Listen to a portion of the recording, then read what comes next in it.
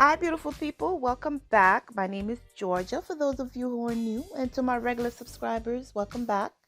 So, we are going to do a recap and a review of Love and Marriage Huntsville, Season 6, Episode 2, titled You've Got to Chill. You've Scott, SCOTT, to chill. So, we start off where we still at Kimmy's event, the party that Kim wanted, as Maurice called it. It's a get together, not a party. So we're at the get together for Kimmy's event. We're still where Stormi and Mel are having their conversation. And Mel was telling Stormi, girl, you reached out to me, you didn't get me, you text me, you call me, you didn't get me. Why didn't you DM me? And Stormi's like, I'm not DMing you. And Mel was a little bit taken aback. You could see it on camera. But then, she composed herself and just turned it around because that could have gone left real quick. So Mel made sure that, as she said this season, that nobody was going to disturb her peace. So she, made it right. And they talked about it a little bit more. And they went to go sit down. They talked a little bit by the screen where they were playing golf or whatever, and then they went to sit down a little bit more, and the conversation turned to, so why did you change your number? And Stormi was like, I heard you change your number because of some recording that was released that was done at your house, and people believed it was me. So when she asked Mel, why did you change your number? Mel said, to try and keep the peace. There's some funny things happening, and I just needed to make sure that I took control of it. And Stormi was like, so I heard what was released, but it's the same thing that you went on YouTube and talked about. Then she went in the confessional, and like Mel did a whole YouTube press tour around this leak recording and stuff. So she don't understand why she's behaving that way about it. But of course, Mel again just let it roll off her back. And then she's just like, well, you hungry? Because I'm ready to eat. Let's go eat. So that's where we left that. Then we see Kiki come in. Tisha was not aware that Kiki was invited, so she was a little taken aback, but she said, you know what? Everything that I had to say to Kiki, I left it on that stage at the reunion where she brought out the puppets and to, pretended what was Mel and what was Kiki. So she left it right there on the stage, she said. So she said nobody's going to disturb her peace either. So she's just going to ignore it and move on. So she did greet Kiki, but they didn't really get into any full-blown conversations there. Now we see another scene where we had Kimmy talking to Martell, and the gist of the whole conversation was like, Martell, I see that you're taking accountability for everything that's going on with your marriage and the fact that, it was because of your actions why your marriage fell. Martell is telling her that no, actually, she brought it up to him like, don't you feel a way where some things happen throughout your day and you want to talk to the person that you love, the one that you share that bond with? And he was like, yes, I really do miss it. So she realized that Martell missed being married. And it's not like we didn't know that. He's been telling us that forever, that he missed being married and he wants to get married again. So he and Kimmy had a good moment right there. And he admitted that he had made some mistakes in his marriage and he wished he didn't. So now we're done with Kimmy's party. We no, actually no, we're not done yet. Now we see Melody. She's ready to leave for the party. Martell, of course, has been watching her throughout the whole party. The moment she starts saying goodbye to people, he runs over there and is like, let me walk you to your car. Melody was like, I don't need your help walking to the car. I'm parked right here in the front. Well, let me walk you to the car. So that turns into like a little strong arm moment right there. As she's walking out, she stops and she talks to Louis and Tiffany, and she's saying her goodbye, and Martell is like, yeah, we're leaving together. Melody was like, don't even play like that, we're not on that type of relationship. And Tiffany and Louis try to make light of it, and Melody says to Tiffany and Louis, for once I would like for my wishes to be respected. And you could tell she was serious about it. And of course, it went over Martell's head again. And he was like, listen, stop playing. Let me just walk you to the door then. So yeah, he did. He walked to the door with Mel and he watched her go to his car. She kind of shot him down like, I don't need you. I'm right here. I don't need nothing from you. Not even a walk to the car. I'm like, oh, she's been done. Oh my gosh. So now we see they're done with the party from there. Now we see Maurice and Kimmy at home. We see Kimmy packing, and she lets us know that she's packing and getting ready for her surgery. She goes and she speaks to Maurice and tells him that, listen, I'm gonna cook some food and leave so that by the time we come home, that we don't have to worry about that when we come in the house. And he was like, how about you just go relax and don't worry about that. Then she tells him about the conversation she had with Martell, and that, he regrets and he wants his wife back. Maurice is like, Martell needs to make up his mind, because one day he's happy, to be single. The next day he's upset that he's not with Melody. He just needs to actually step back, look into himself, and find what he wants to do. But the ship for Melody has sailed. Maurice already knows that there's no way that she's gonna come back to him, and Martell needs to accept that. So that's where they were with it. Kimmy listened to what he said. He's basically telling her that Martell needs to figure out his feelings because Melody has moved on.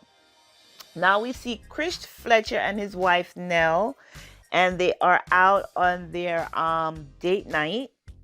But before Martell's arrive, Chris tells Nell, I invited Martell to come to dinner with us. And Martell shows up. He's like, I'm sorry, I didn't know that, it's your date night. Chris just invited me and I figure we will just talk. So he stayed and they ate dinner. And as you guys know, that Martell and Melody are mutual friends of Chris and his wife, and he actually respects their advice and their opinion. So they sat down, they're checking in on him, like, how you doing? We just want to make sure that you're doing okay. They're asking him, how's dating life going? He says it's going. He's planning on proposing this year. He said he wants to be married. And so Chris asked him, so is Sheree the one? As you guys know, he's dating Sheree Whitfield from The Real Housewives of Atlanta. When Chris asked him that, there was a pause, there was a chuckle, there was a whatever. And then he makes the statement, well, if God said go, then she will be the one. And as you guys know, that is Melody's slogan for her leaving him in 2020, and she made a whole brand around it that says God said go. So he's like, if that's the case, then we'll see how things work out.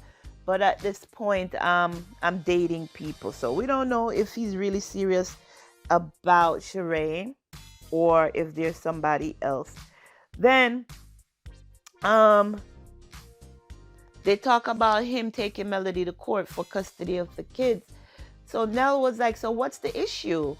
Why are you doing that? And he said, because I have too many babysitters. There's like 20 babysitters. And Nell is like, I really doubt that. I really doubt that there are 20 babysitters going in and out Melody's kids' lives.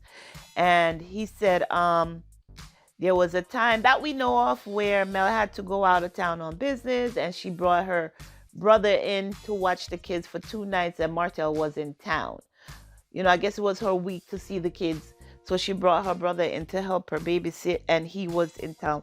All he would have done with that is take that information and add it to his court case to say, hey, look, she can't even afford to watch the kids for the week that she have them. So she brought her brother in. So again, Nell is like, I doubt that Martell, that there were 20-something people watching your kids. Then he turns in on Nell and said, what if that was you in that situation where you had somebody moving, coming in and watching your kids? Every time you turn around, it's somebody new. Again, she doubled down. She's like, I doubt that would be the case. So she's like, what if you guys came to an agreement of having 2 to 3 people, that you circulate to watch the kids when either of you have to go places and you're not able to get out of the obligation? So he's like, okay, I'm fine with that. So they talked about that a little bit. And then we moved on to the next scene where we have Latisha meeting her cousin Courtney at Black Cigar Lounge.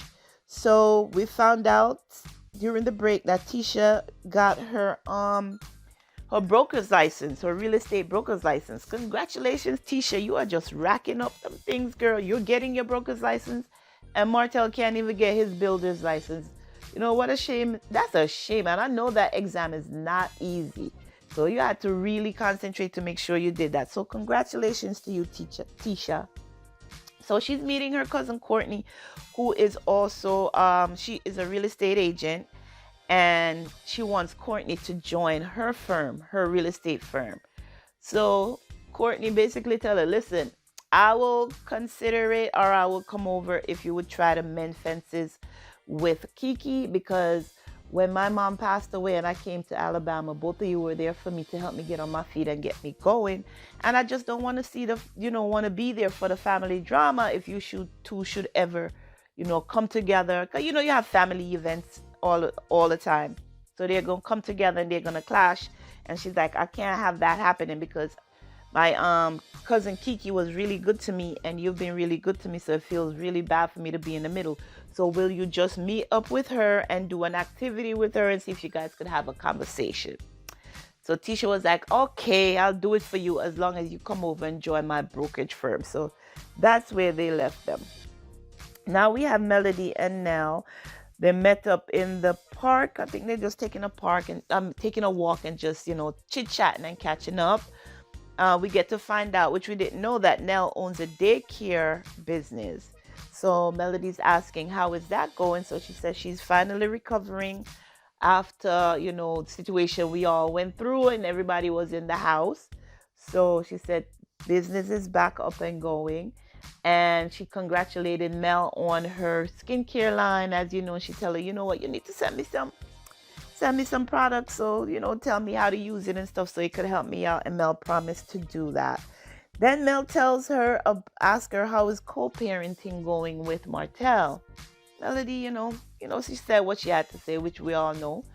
And then she tells her that Martell was at date night with them, and that he was talking about 20 something people watching the kids. And Mel was like, that's not possible. She said, I might have a handful of people, which is like 5 people, watch the kids while I'm not around, and they always do it at my house. But one thing I noticed about that scene, where in every other scene since we started this new season, is that Mel seemed very relaxed. Like, you could tell that she was comfortable talking to Nell, that she trusts her and that she valued her opinion. So it was good to see her, because in all the other scenes she was so tense, except for the one with Kimmy at Kimmy's house. At the party, you could tell she was tense, and she was like, I'm not letting nobody disturb my peace. But her talking to Nell, you could see she actually came out and said what was on her mind and answered some of the questions that we may have had. So she said, Nell said to Mel, I spoke to Martell about, maybe coming to an agreement with just having 2 or 3 people watching the kids. And Melody was like, Nell, I've tried that. I've tried it. And he's pushed people away because he wants there to be conflict. She's like, since we separated in 2020, she's like, we've had good times where he would call up and say, let's, meet up and take the kids to lunch or whatever. She said, but at some point it turned where he wants to have full control of my life. He wants to know where I'm going every second. And if I should leave for the day, he's calling me 50 times to find out what I'm doing, where I am. She's like, we're not married anymore, and he still wants to control my life, and it's not going to happen over here. And he's trying to use the kids to do it. So Nell apologized. She was like, I'm sorry, I didn't know all of that was happening. So now I know, and I won't come to you about it no more. So she's like, I've had to change my number 5 times since I've, left him in order to keep my peace. And then Mel broke down a little bit. She also said that, she was married. She's never expected to be in this situation. Nobody does. Where, she was married and she had her children, and she knew that her and her family was going to grow up and do things together. Whereas now she's seeing her children every other week. And it doesn't feel good, but that's her reality, and now she has to live with it that way. And it's not her. She didn't put herself in that situation. She was dragged into the situation by her ex-husband, so now she has to deal with it and, find a way to make peace and find a way to co-parent. Like Mel told her, she's like, you're going to be co-parent forever. He's like, he's not going anywhere because y'all have 4 kids together. He's going to be in your life forever, so do the best you can. She says she understands. She's trying to do the best he can, but he needs to look into himself and make it right so that they could co-parent together. So she's like, I have no trust for this man anymore. So I have to do what I have to do for myself and my kids. I have to protect my peace. So that was Nell and Melody's talk. All right, now we have Tisha and Kiki. So she's honoring Courtney's request as far as meeting up with her cousin Kiki, and she chose a kickboxing venue to do it. So they're gonna go kickboxing together and let out some of their aggression. Tisha is already there. She's getting some instructions from the instructor. Then we have Kiki walk in, and she's like, all right, let's just box a little bit and do a little bit workout before we sit down and talk. So they did that. They got tired, they worked up a sweat, and then they sat down to talk. Tisha told her, she's like, I do want a relationship with you, but I don't trust you because of what went on at the Christmas party and everything else. So Kiki's point is like, well, you did the same thing to me. So we're back at the same argument where she is accusing Tisha and Marceau of telling Mel and Martell when they were married not to let Kiki in their house because she was stealing the pills. So she was like, all right, everybody can't be wrong and strong. She said, the puppets I used at the reunion, that's done. I needed to actually do that to actually get across to you, but that's done with me. She's like, if you're going to talk to me, if you're going to say something, be direct about it. Don't be dropping hints here, there, and everywhere. This is Tisha telling Kiki, don't be saying things in around the bush kind of way. Tisha said in around the bush kind of way for people to interpret and then make things up about it and run with it. So Kiki sat there and listening to her. And then Tisha went in the confessional and was like, both sides are wrong. So she's like, what if I spoke on your marriage? She's like, you out here saying things about me and my marriage to Marceau, about him cheating and all of that in 2018. What if I spoke about your marriage? And that is where the episode ends. They keep giving us these cliffhangers and this suspense ending. Like, come on, Carlos, enough of this. Just, can we finish up a scene, please? I know we're going to come back for the next episode, but stop doing these cliffhangers and leaving us in places where, we're like having to think about it. So that's where we are with it. We see Kiki and Tisha actually starting off talking and seeing what they're going to do about it. We have Martell going to everybody that will have ears and would listen, as Mel say, talking to them about, trying to make her seem like she's a bad mother and a bad woman overall. And people are actually, she says some people are actually believing it. But I think we're going to get better as time goes on where that is concerned. And we're going to probably see them be better co-parents as long as he takes responsibility for his action and the part he plays in this and stop saying, because you did this, that caused me to do this. The cause and effect explanation he's given. Listen, you wanted to go out there and do what you wanted to do for yourself. You're still trying to control her, even though she's not married to you anymore. So you need to stop it, guy. Anyway, guys, that is my recap and my review of Love and Marriage Huntsville Season 6, Episode 2, titled, You've Got to Chill. So until next time, be sure to take care of yourselves and your families. Bye-bye.